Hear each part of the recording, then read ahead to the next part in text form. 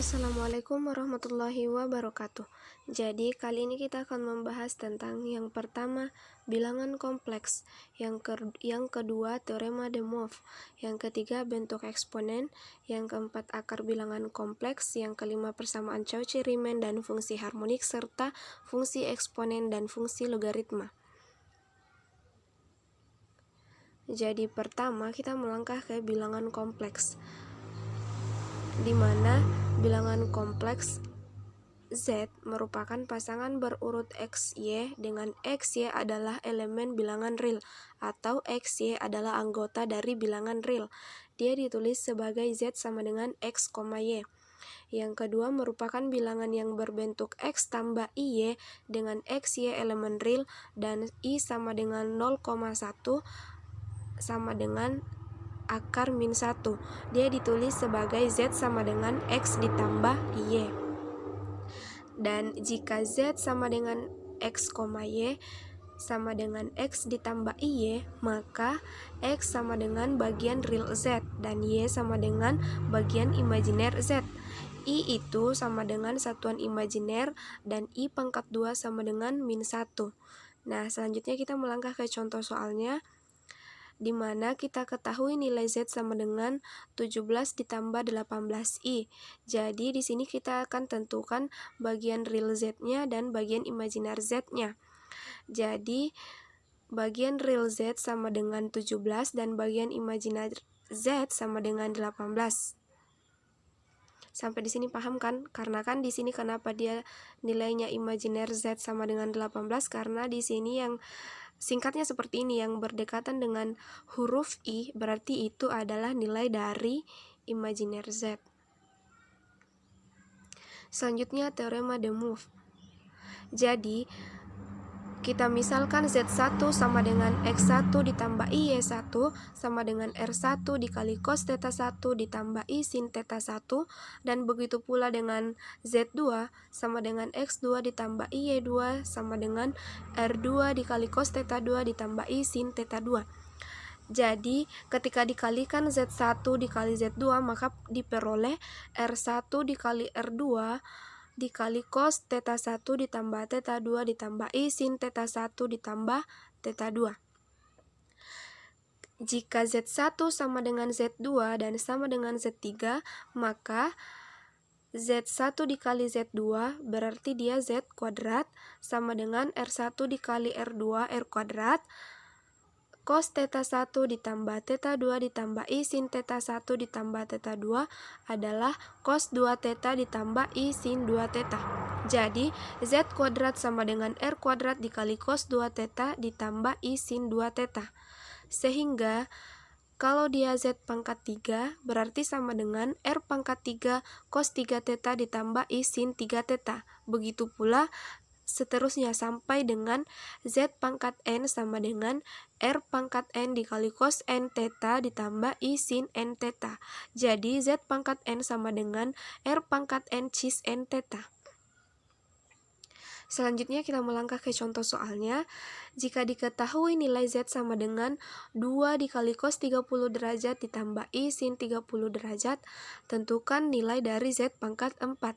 Nah, karena rumusnya tadi Z pangkat N sama dengan R pangkat N dikali cos N theta ditambah I sin theta, jadi karena nilai N di sini adalah 4, jadi kita pakai Z pangkat 4. Jadi R-nya kan 2, jadi 2 pangkat 4. Karena nilainya N adalah 4, makanya di sini kita kalikan 30 derajat dengan 4. Hasil dari 4 dikali 30 derajat adalah 120 dan 2 pangkat 4 adalah 16. Jadi cos 120 sama dengan min 1/2 dan sin 120 sama dengan 1/2 akar 3. Jadi di sini kita kali masuk, jadi min 16/2 ditambah 16/2 akar 3.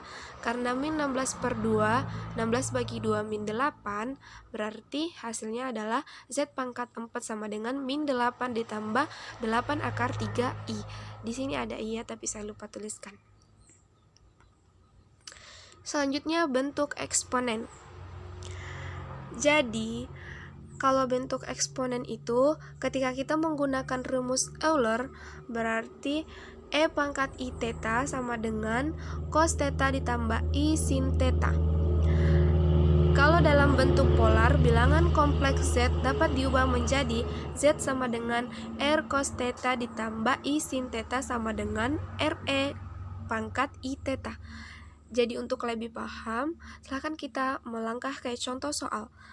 Di sini kita ketahui nilai Z sama dengan 4 dikurang 4I. Pertanyaannya, nyatakan dalam bentuk polar dan eksponen. Jadi di sini kita harus tentukan nilai R-nya dengan cara akar 4 kuadrat ditambah min 4 kuadrat atau X kuadrat ditambah Y kuadrat. Karena nilainya X adalah 4 dan Y min 4, makanya dia pakai 4 di kuadrat ditambah min 4 kuadrat. Hasilnya adalah 4 pangkat 2, 16, min 4 pangkat 2, 16. Jadi hasilnya R sama dengan akar 32. Akar 32 adalah 2 akar 8. Jadi di sini nilai R adalah 2 akar 8. Di sini kita akan menentukan dia berada di kuadran berapa. Kita lihat nilainya X dan Y. Karena X positif, Y negatif, maka dia berada di kuadran keempat. Jadi kalau misalnya untuk mencari nilai theta, kita bisa menentukan menggunakan cos, sin, atau tan. Jadi saya di sini pakai tan. Di sini karena rumusnya tan Y per X, maka di sini saya pakai min 4 per 4 sama dengan min 1. Jadi nilai dari min 1 untuk tetanya sama dengan 7pi per 4. Karena dia berada di kuadran keempat. Sehingga kita peroleh bentuk polar dan bentuk eksponen sebagai berikut. Jadi lihat ini di bawah, Z sama dengan 2 akar 8 nilainya R, kemudian cos 7pi per 4 ditambah I sin 7pi per 4, itu nilainya theta. Dan Z sama dengan 2 akar 8 E pangkat 7pi I per 4. Selanjutnya, akar bilangan kompleks. Misalkan Z sama dengan R cis theta, akar pangkat N dari bilangan kompleks Z ditulis Z pangkat 1/N, atau akar dari Z pangkat N. Jika diberikan bilangan kompleks Z tidak boleh sama dengan 0 dan N bilangan bulat positif, maka diperoleh N buah akar untuk Z pangkat 1/N, yaitu ZK sama dengan akar R pangkat N dikali cos theta ditambah 2 kpi per N ditambah I sin theta ditambah 2 kpi per N dengan nilai K sama dengan 0,1, 2 K sampai N dikurang 1. Secara geometri, N buah akar tersebut merupakan titik-titik sudut segi N beraturan pada suatu lingkaran dengan pusat titik O dan jari-jari dari akar R pangkat N. Supaya lebih jelasnya, kita lihat contoh soal berikut ini. Jadi kita punya 3 akar 2 ditambah 3 akar 2I pangkat 1/2. Jadi kita tentukan nilai R dulu dengan menggunakan rumus Pitagoras. Jadi 3 akar 2 pangkat 2 ditambah 3 akar 2 pangkat 2. Karena di sini kan nilai XY ya. Berarti 18 ditambah 18. Karena akar 2 pangkat 2 sama dengan 2, 3 pangkat 2 sama dengan 9, 9 kali 2, 18. Jadi 18 ditambah 18 sama dengan 36. Akar dari 36 adalah 6, karena 6 kali 6 sama dengan 36. Jadi di sini kita tentukan lagi sama saja seperti tadi untuk menentukan nilai tetanya. Jadi kan di sini dia berada di kuadran pertama karena nilai X-nya positif, Y-nya juga positif. Berarti dia berada di kuadran pertama. Jadi karena rumusnya tan sama dengan Y per X, jadi 3 akar 2 per 3 akar 2 sama dengan 1. Berarti tan theta sama dengan 1. Tetanya sama dengan pi per 4.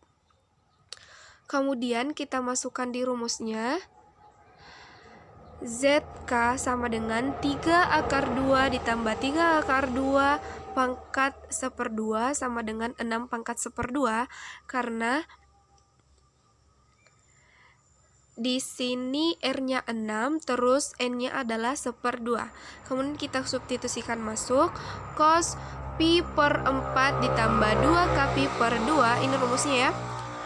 Tadi karena tetanya adalah pi per 4, maka di sini pi per 4 kita ganti dengan teta di sini kita ganti dengan pi per 4. Oke? Karena di sini N-nya 1/2, berarti K-nya mulai dari 0 sampai 1. Karena tadi di situ yang menjelaskan bahwa tadi karena N itu N-nya sampai N kurang 1. Jadi di sini kan 1/2, 2 kurang 1 kan 1. Jadi K-nya sama dengan 0, mulai dari 0 sampai 1. Jadi kita buktikan untuk K sama dengan 0, berarti kita ganti nilainya K menjadi 0. Hasilnya adalah Z1 sama dengan akar 6, karena 6 pangkat 1/2 sama dengan akar 6. Dikali cos pi per 8. Kenapa bisa pi per 8? Karena di sini pi per 4 ditambah 2 K pi, K-nya diganti dengan 0. Berarti 2 kali 0 dikali pi sama dengan 0. Berarti sisa pi per 4 per 2. Jadi pi per 4 per 2 hasilnya adalah pi per 8. Dan kemudian untuk K sama dengan 1, Z2 sama dengan akar 6 cos 9 pi per 8. Kenapa bisa 9 pi per 8 ya? Seperti itu tadi. K-nya kita ganti dengan 1. Jadi 2 kali 1, 2. Dikali pi berarti 2 pi. 4 pi ditambah 2 pi per 2 hasilnya adalah 9 pi per 8. Selanjutnya, persamaan Cauchy-Riemann dan fungsi harmonik. Jadi untuk persamaan Cauchy-Riemann pada teorema 5.1 diketahui Fz sama dengan U dikali XY ditambah I Vxy.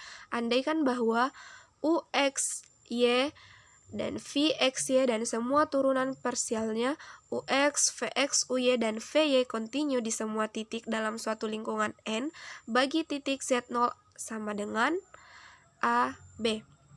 Yang kedua, pada titik Z0, Ux sama dengan Vy dan Vx sama dengan min Uy.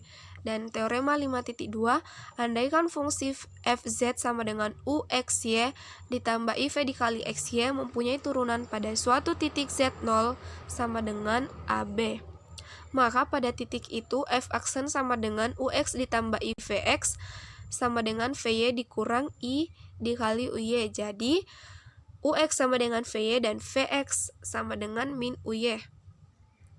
Jadi perhatikan contohnya, Fz sama dengan X pangkat 3 ditambah Y pangkat 2. Jadi Uxy berarti di sini X pangkat 3, Vxy adalah Y pangkat 2. Jadi kalau misalnya turunan dari X pangkat 3 adalah 3X pangkat 2. Uy 0 terhadap Y 0, kemudian Ux tadi kan sama dengan Vy. Jadi di sini untuk Vxy, Y pangkat 2 turunannya adalah 2Y, dan terhadap X itu 0, jadi terhadap Y 2Y sama dengan Vx sama dengan min Uy sama dengan 0. Jadi di sini karena Ux sama dengan Vy, maka 3X kuadrat sama dengan 2Y. Jadi dapat kita simpulkan persamaan Cauchy-Riemann akan terpenuhi jika 3X pangkat 2 sama dengan 2Y, dan hal ini akan terpenuhi jika Y sama dengan 3 per 2 X pangkat 2. Jadi menurut teorema 5.1 F aksen ada hanya pada titik-titik pada garis Y sama dengan 3 per 2 X pangkat 2.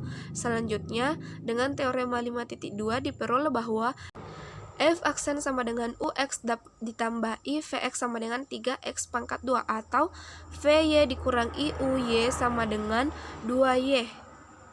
Oke. Selanjutnya fungsi harmonik.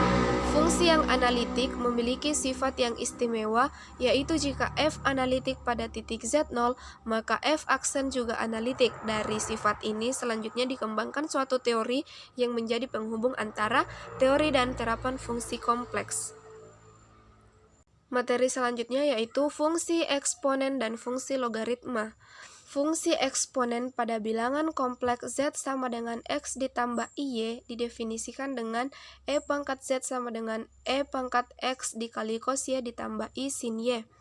Jika z adalah hayal murni x sama dengan 0, maka diperoleh e pangkat y sama dengan cos y ditambah sin y, yang merupakan rumus Euler. Fungsi eksponen merupakan fungsi menyeluruh dan d per dz dikali e pangkat z sama dengan e pangkat z. Jadi kalau untuk fungsi logaritma, pada bilangan kompleks z ada log z didefinisikan sebagai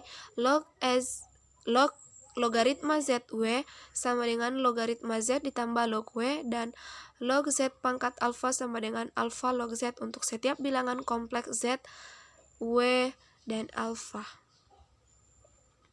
Jadi untuk lebih jelasnya kita perhatikan contoh soal berikut ini, di mana e pangkat z sama dengan min 2i. Jadi e pangkat x dikali cos y ditambah i sin y sama dengan min 2i. E pangkat x dikali cos y ditambah i e pangkat x sin y sama dengan 0 dikurang 2i. Diperoleh e pangkat x cos y sama dengan 0, cos y sama dengan 0, jadi y sama dengan pi per 2 ditambah kpi dengan k elemen dari z, yang mungkin hanya e pangkat x sama dengan 2. Jadi x ln 2, z sama dengan ln 2 tambah i dikali pi per 2 ditambah kpi dengan k elemen dari z. Selanjutnya untuk contoh fungsi logaritma, di sini kita punya hitunglah ln min 1, koordinat polar bilangan kompleks z sama dengan 1, bersesuaian dengan r sama dengan 1 dan theta sama dengan pi, min pi, 3pi, dan seterusnya. Sehingga ln min 1 sama dengan ln 1 ditambah i 2np sama dengan ip, min pi, 3 pi, dan seterusnya. Assalamualaikum warahmatullahi wabarakatuh.